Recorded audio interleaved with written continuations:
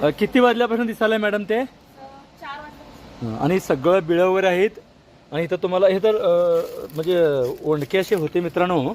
आता साप बिळात दिसतंय, त्यामुळे मी हे व्हिडिओ सुरू केला आहे. भिंत केवढी मोठी आहे तुम्ही बघू शकता. होनगा इंडस्ट्रियल एरिया आहे आणि ह्या बिळात आता आम्ही काढल्यानंतर म्हणजे शक्यतो ही बिळं मोठी असतात, पण हे आता साप सध्या तरी दिसायला आहे आणि त्यामुळे आम्ही प्रयत्न करालो आहे. बघूया तो आवाज करायला आहे बघा. आम्हाला फक्त आवाज पहिला कळला, आता मी प्रयत्न करालो आहे.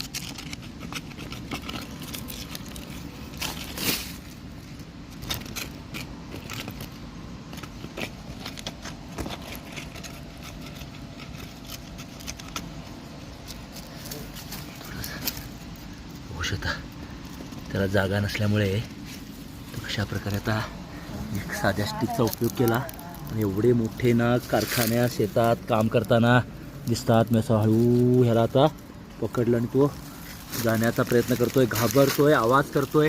कदाचित त्याचा आवाज आला नसेल, पण ही आपल्याला घाबरतात. तो आवाज तो सिग्नल एक असतोय आपल्यापासून लांब जाण्याचा.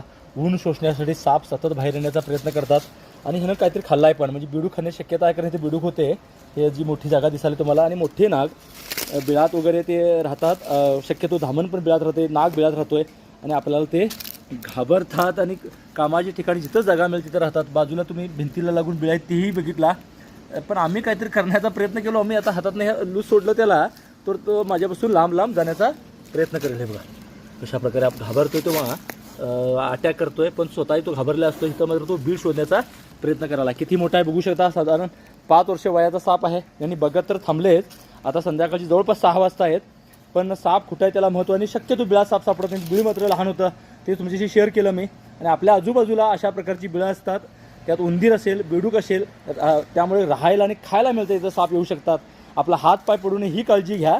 स्वतःहून ते चावत नाही, स्वतःहून येत नाही, चुकून घराकडे येऊ शकतात, पण खाद्य आहे तिथे येऊ शकतात. म्हणजे परमनंट सापावरती काय उपचार नाही, तो येऊ नये म्हणून.